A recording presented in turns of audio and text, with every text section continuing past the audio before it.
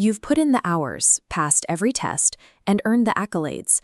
But instead of feeling proud, you're looking over your shoulder, terrified that any second now someone is going to realize you've pulled off a massive heist. Psychologists call this imposter syndrome.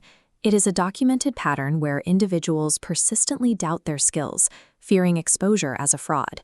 The defining feature is a disconnect from reality.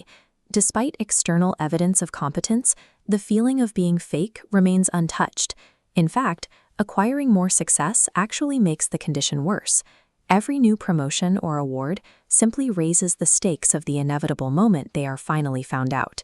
This persistent doubt has nothing to do with a person's actual capabilities. It is a strict breakdown in how the brain processes objective facts versus self-perception. To understand why that breakdown happens, we have to look at two specific cognitive distortions. The first is attribution bias. This bias causes highly competent people to instantly discard their own hard work. Instead, they attribute their wins to external factors they don't control, like good timing, pure luck, or simply deceiving others into thinking they are smarter than they actually are. The second distortion is the perfectionist trap. While actual performance follows a steep, successful trajectory, high achievers set a separate standard that is mathematically impossible to reach. Falling short of that upper line, they view the resulting gap as undeniable proof of their inadequacy. When you combine attribution bias with the perfectionist trap, you get a highly effective mental filter. It systematically blocks out any positive data from ever reinforcing your sense of self-worth. These cognitive errors don't operate in a vacuum. They are highly sensitive to environmental triggers, flourishing in workspaces where high achievement is constantly expected.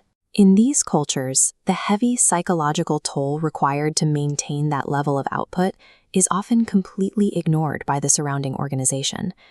Living with constant dread causes severe anxiety and profound emotional exhaustion. This drives two extreme reactions. First is frantic over-preparation, desperately fending off perceived failure. The alternative is paralyzing procrastination, driven by the fear that trying and failing would confirm their incompetence. Let's trace how this operates. The cognitive distortion creates exhaustion, which forces an extreme behavior, like over-preparation. The stress of that behavior then generates more anxiety, feeding directly back into the initial feeling of inadequacy. You cannot simply outwork this problem. The actions taken to protect yourself from feeling like a fraud are the exact mechanisms powering the cycle. Since throwing more success at the syndrome only fuels the anxiety, breaking the loop requires you to actively outthink it. The first practical step is removing the secrecy. By vocalizing these doubts and speaking to others, you normalize the feeling and strip it of its isolating power. But the deeper work happens internally. You have to completely reframe how you categorize success and failure in your own mind. This demands a deliberate, conscious effort to stop automatically dismissing your external wins and start allowing your actual accomplishments to count. Ultimately, breaking the loop means dismantling the perfectionist trap. You have to accept the reality that true competence does not require, and never has required, absolute perfection.